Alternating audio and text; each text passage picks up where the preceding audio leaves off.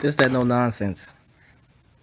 So they're going to talk about the Clippers, right? Kawhi Leonard dropping 43, I believe, in under 30 minutes. Was it 33 minutes? 30 minutes. And when the Clippers just have to build up continuity, because like I always say about the Clippers, the regular season, and any other team like Boston last year, the regular season matters. It's like preparing for a war. You got to get the right amount of weapons. You got to put the generals in place. You got to have a game plan and prepare for the war, which is the playoffs. Here, a lot of guys say the regular season don't matter, and they try to say that just so you can ignore their problems, and they try to convince themselves that everything will be okay in the playoffs. You can't expect anything in life. You got to go out there and get it. The regular season matters. It's just that the playoffs matter more. But once they get their continuity, maybe get another defensive piece, a defensive big man, right? Then I think they're going to be championship favorites. They're going to talk about it. That's what I'm telling them, is be patient. It's hard to win a championship. The pressure isn't even on us now. We gotta, just enjoy the process and have fun. Kawhi Leonard, wise beyond his years, preaching to his teammates, don't be obsessed with the destination, but enjoy the journey. Leonard's 43 points in the rout of Cleveland helped the Clippers maintain their fourth slot in the Western standings. The team is currently 5.5 games back of their in-town rivals of the best record in the conference. Max, like, love, or hate Kawhi's message? I love Kawhi's message. Of course you love him because you're a Kawhi Leonard fanboy. That's what you are. You're a bandwagon. You're a fanboy. You're inconsistent. You're an analytical nerd. That's what Max Kellerman is. Max Kellerman is inconsistent. He a bandwagon. He was on LeBron James' jock. Now he on Kawhi Leonard's jock. Right? That's all he is. He's a bandwagon. So he's going to defend Kawhi at every cost. I love the way it's delivered. Look, and by the way, Stephen A., we just got through a whole controversy in sports about calling players thugs and everything, so I want to be very clear that I would apply the following term to Pat Riley or Phil Jackson or... Well, Cavs made a big deal because they want to get their coach fired. That's why. If Cavs had a problem with it, they would have addressed it right then and there. That's just what I think. They just want John Beilein fired. And I'm talking about Kevin Love. I'm talking about Tristan Thompson and the veterans that they need to get rid of. That situation is similar to what Stephen Jackson, Monta Ellis had with Stephen Curry once they drafted Stephen Curry when they already had Ellis in them. The old teams, which is the We Believe Warriors, you had Barnes, you had Stephen Jackson, Monta Ellis. They knew their time was up and they were rebuilding. So they were taking shots at like Steph Curry and the new way the team was going. Even Monta Ellis' wife had to tell Monta to apologize. This is the situation with the Cavs. They need to get rid of those veterans because their reign is over. And you need to rebuild. You need to pretty much not have these veterans instill bad influences on those young players. Doc Rivers, any coach you'd want to mention, and several players also. That's a gangster right there. That is a dude who is, I think it was Chris Long who retweeted some... Man, Max Tavius Kellerman be trying to appeal to the black dudes so bad by using these words right. This brother right here, man. Fight that was on social media recently and made some comment like, you know who you should be scared of? The one guy who's not in the fight, who's just like middle-aged guy chilling, eating his food while all this is going on. Because in the action movie, that would be the guy that you have to worry about. That's Kawhi Leonard. Kawhi Leonard's not worried about this commotion. And you talk about load management. Max Kellerman is like that white corny kid that can actually rap. Stephen A., but that's just smart. Like in the beginning of every season, competitively, not in terms of the business of the NBA, the competition, which is what the players are supposed to be worried about in terms of the integrity of the game, is, okay, everybody, here's your team. The goal is to win a championship. Go. Within the rules, go. So if you're having a knee issue or if you're just fatigued or you don't want to play the second of back-to-back because you realize you're going to have home court anyway and it's better for you to be rested, that's what you do. Kawhi Leonard is saying, everyone calm down. This is the regular season. We're going to be fine. Here's the best way to achieve the results you want. Have fun. Trust me, I'm a 2-time final MVP with 2 different teams. Yeah, make sure you travel before you shoot the buzzer in round 2. Almost beat down 0-3, but the Milwaukee team fell apart. And hope that the championship team gets injured. You know, what they really need to do, it's great that he calmed them down because expectations has hit the Clippers. They believe that they were underdogs coming into the season. Now they have to realize that they're not. Your guys are not underdogs. I said it would have been best for them if they were lost on Christmas. The media would have thrown them away. And they get to galvanize and continue to be the underdogs that they want to be. But they're not that no more. Right? They're not that no more. It's like when a poor guy becomes rich. He has the money, but also he has the drama and attention. Every little thing that they do pretty much gets talked about. And so you have to adjust to that rich lifestyle. It's pretty much what the Clippers is. The Clippers are not underdogs anymore, so they have to adjust to this championship lifestyle. And once they get continuity, maybe another piece, then everything's going to be fine for them. Me, when I'm on the court with y'all, we're, almost unbeatable. When I'm off, we're average. I get it. But so, in other words, he's the best player on the team. He's leading by example. Trust me. Calm down, everyone. This is only part of the journey. The real season begins, as everyone knows in the NBA, more than 50% of the teams make it, in the postseason. That's when it matters. Now, contrast... Nonsense. The regular season is like preparing for a war. For a championship team, I would like to add. For a championship team, it's like preparing for a war. Like I just stated at the beginning of the video. It's to build continuity, it's to see what works, and it's to get home court advantage. That's what the regular season is for. And then the playoffs is for you to go all out. See, this is the problem that I have, because this mindset right here is a bad habit falling upon NBA teams. They believe that if they're supposed to be championship teams, a lot of these guys say that the regular season isn't fun, I'm not getting my shots, and they think once the playoffs start, all that crap is going to be fixed. No, that's not what's going to happen. Look at the Boston Celtics of last year. The regular season is not going to fix the problems that you couldn't have fixed in the regular season. The playoffs is not going to fix that. See, this crap came when LeBron, like I said, had dysfunctions in the regular season. So they tried to say that the regular season doesn't matter because LeBron would go to the playoffs and turn it on. And he added a bit of legitimacy to that claim. However, LeBron was fortunate to play in the East, right? And then by the time January or February, he'll get the pieces desired to put him above the hump. That's the context of that.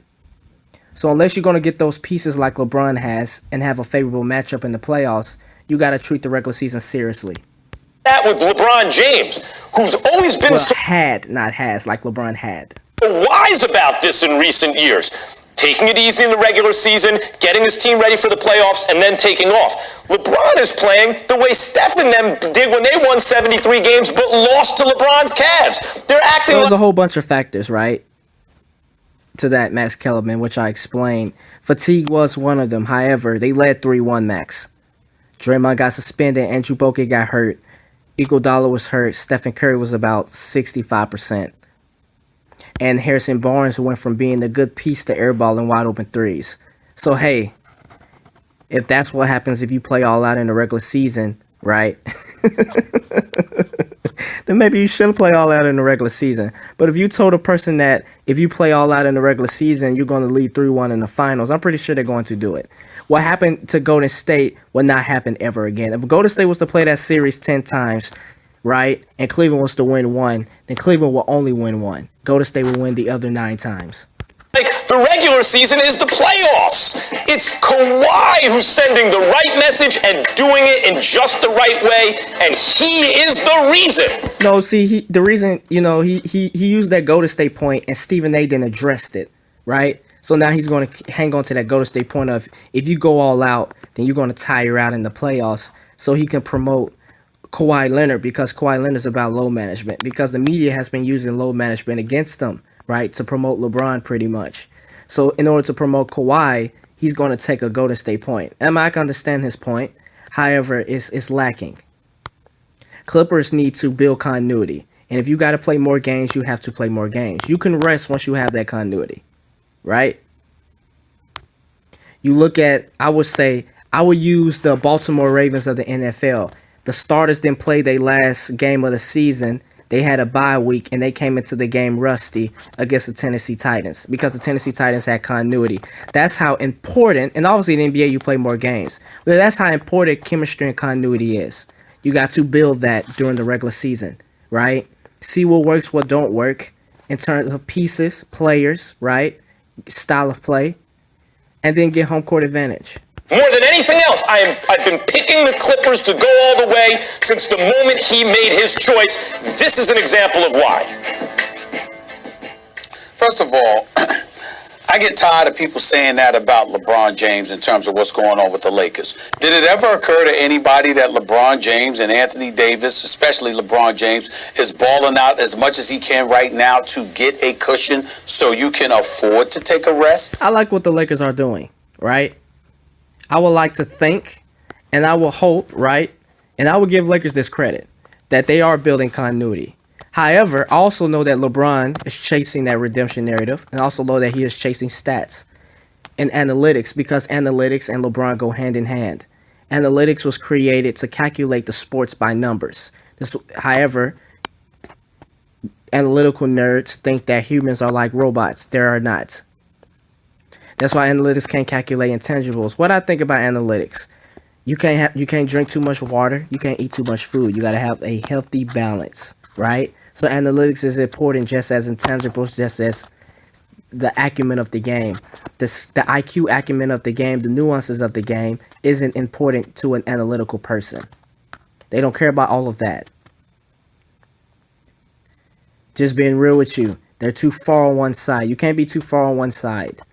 You have a healthy balance. However, the reason why these analytical nerds like Zach Lowe, Nick Wright, Daryl Morey will come out and say LeBron is the greatest of all time is because in order to push their analytical agenda and make their analytics seem legitimate in the NBA, where you can destroy other nuances of the game, the diversity of the game, they use LeBron because LeBron is obviously one of the greatest players of all time, and it makes their analytics look legitimate. However, the media has taken analytics, right? It's like a deal. The media has taken this analytics and used it to promote LeBron because analytics and statistics, analytics is the only thing that's going to make this LeBron versus Jordan debate seem even reasonable. I'm just being real with you. It's like a deal. I'm going to use analytics, right, because it makes LeBron seem better than what he is. And I say this about LeBron. LeBron isn't overrated to me. He just gets too much credit he don't deserve. But they use analytics as a way to make LeBron seem pretty much push this LeBron versus Jordan narrative. I compare LeBron to cigarettes. And I compare the analytical nerds and these media mistress to scientists. They were paying scientists to say that cigarettes was good for you. Cigarettes didn't harm your body back in the day. It's to promote cigarettes. It was making a lot of money. Same what LeBron is doing with the NBA, right? He's making a lot of money for the NBA. So they're paying these guys to come on here to add extra crap about LeBron. And analytics is one of them. So you're going to see, this is why I say that James Harden and Russ can't chase analytics. The analytics stats, the stats and analytics that they have isn't going to have the same effect as if LeBron is to have it, because analytics is a way to put LeBron into the, I guess, conversation of Jordan. Quote unquote, put LeBron into the conversation with Michael Jordan. Nothing else. So you're going to see when LeBron retires, or if it's against a superstar that's a threat to LeBron, they're going to add context to those analytics, like they did with Luka Doncic the other day, when they called him statistically, analytically, the greatest 20-year-old in the NBA history. So the context was, the game is faster, it's more possessions, and nobody's playing defense. So the media are going to use a lot of these, I would say, analytics stats, age-based stats that they pull out their hats. He's the first at age 36, whatever. Right? He's the first in 2 months and under this time. They're only doing it just to tack on, right? No context at all. But once it's against players that they don't want to have it, then they're going to add complete context to it. This is why I say that the stuff that they say they don't believe, they're only doing it just to promote LeBron. This is why if you're on my channel, you're a fanboy, which I encourage you not to be. You should always be objective, because the stuff that you're calling other people stupid, if you're a fanboy, you're running around here regurgitating crap that they don't even believe. They're just saying it to promote LeBron. That's just what I think about stats and analytics. So LeBron knows that analytics and stats is the only thing that's going to put him into the conversation of Jordan in his mind. So this is why he's staying games and blowouts to chase assists and points. When it really, really counts, as opposed to taking... But the good side is they're building continuity. Hopefully, right? They know they don't match up well with the Clippers. The Clippers have too many ball handlers and closers that can create their own shot. LeBron still doesn't have a go-to move. rest now? Did it ever occur to anybody that LeBron says, let's secure the number 1 seed, let's go out there, wreak havoc, wreck So man, just look at Max Kellerman right now. Like you know, he looks like a bandwagon. He don't even care what Stephen A is saying. His job is to just defend Kawhi. But the regular season is like preparing for a war. You gotta get home court. You see what works, what don't work, and you build chemistry and continuity. job, do what we got to do, get comfortable, and then we could be in cruise control in March. So when April rolls around, we're really fresh and we're ready to go. That could be a strategy that he's employing. After all, he is one of the greatest players to have ever played, and obviously one of the most cerebral players we've ever seen. So give the man some credit, and let's give him credit for exercising some degree of intelligence. Now it gets to Kawhi Leonard. I got news for you, Max. Over the last 13 games, the Los Angeles Clippers are 7-6.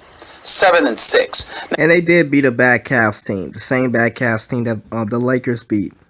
So it is what it is. Like I said, Lakers hope that Clippers aren't building continuity, and Lakers will hope that Clippers are going to lose to the Rockets in first or second round, because Clippers right now don't have a rim protector, and Rockets attack your weakest center and your weakest guards. They attack weakest everything, but they'll prefer to attack your weakest guards and your weakest centers. And Clippers have a weak center, so they're going to have trouble guarding the Houston Rockets. Now, granted, you might sit up there and that might not mean anything to you. It means something to me. Here's why it means something to me. Because these dudes get up and take no prisoners. They've got lions on their squad. They go after it. They're ready to go, especially when it comes against the Lakers. But did it ever occur to anybody that the load management, the absence of chemistry, etc., the fact that you play up and down to the competition, you'll show up against the Los Angeles Lakers, might not show up against the Denver Nuggets? Did anybody entertain the possibility, the plausibility that could be an issue when it comes to the Clippers? We like to... Thank you, Stephen A. If you don't have chemistry, you're going to lose. Because even though you beat the Lakers twice, you were still down 10. And LeBron disappeared, right? So what if Lakers get that other piece, right? If you don't have continuity and chemistry, you're going to struggle in the playoffs like Boston did. Think not. We like to think that they're going to be okay because they got... To be honest with you, if they don't have chemistry, they're not going to win the championship, in my opinion. They have... Chemistry and continuity is one thing the Clippers have to have. Doc Rivers and Ty Lue. Because Lakers have two superstars on their team, such as AD and LeBron. And AD is quite not a superstar in my opinion, but he has superstar talent, right? He could become a superstar this season if he wins a championship. A superstar, right? I got superstars, I got stars, and I got all-stars. All-stars are starters that could become all-stars, then a star, right? Then you have a superstar that has transcendent talent. So they got LeBron and they got AD. Kawhi is a superstar. Paul George is a star. That's all Paul George is. George Paul MIA, missing the action. So they got to be wary of that. And if they don't have continuity, then AD and LeBron, plus that extra piece they might have, or even the Houston Rockets, they can take them down. And Sam Cassell and these boys on their bench. So I get all of that. The flip side to it, however, is that this team is not tremendously accustomed to playing together, and you never know what kind of roadblocks could come down their path. I don't mind what Kawhi Leonard said. He's a two-time champion and two-time NBA Finals MVP. He is qualified. He has the credentials. He knows what he's talking about. I get it. The flip side to it, however, is this. If you are the Los Angeles Clippers and you are paying attention to how you have looked periodically, perhaps he shouldn't be so laissez-faire about it, because everybody ain't Kawhi Leonard. He's speaking for himself, but when you're speaking for the rest of your team, they ain't you. They're great, but they ain't you. Just tell them the truth. Tell them that the regular season matters. The regular season mattered for the Clippers last year. So tell them that the regular season matters. And then tell them that the playoffs matter more. Kawhi Leonard just dropped 41 points in 29 minutes. I think it's Kevin Pelton on ESPN.com. Right? What's that? Maybe it was 43. I thought it was 41. Anyway, it's over 40 points in under half an hour. I I think it was Kevin Pelton on ESPN.com. It's an insider article. I highly suggest you, by the way, ESPN Plus, not to do a commercial, but that's the best money you'll ever spend. Yeah. Disney Plus is great too. It Check really, it out. I don't want to start doing this right now because it sounds like you're shilling, Did but you say Disney Plus? What? I'm a consumer. He talks about can the Clippers trade their way past the Lakers? What else might they need? And he highlights the fact that defensively, when Kawhi's on the court, they're a top 3 defense, and when he's off the court, they're like barely above average. As I've been saying all. Molly is like the media's version of James Harden. She is getting paid to average 40 words a game. 40 words a show. Along, Kawhi, who's almost as good as anyone when it doesn't matter the most, and who's better than everyone when it does, is the best player in the game. But that includes his style of leadership in this case. Stephen A., he's not really saying all the things we're saying. All he's literally saying is have fun. That's the best way to achieve the goal. Everyone relax. I think you're playing a little tight. That's the message. Now, we could also read into it and connect it to the load management and talk about the kind of veteran champion who knows how to get the entire journey, who sees it, who's been there before, and isn't just dealing with what's in his face and panicking, right? Having an overreaction, but laying back. That's great, but he also had a great Toronto team that was able to win games, and they had continuity, right? They just traded one guy for another guy. They had great continuity. Then they went after a piece, I believe, in Marc Gasol. Then he was on San Antonio, that's known for having great continuity.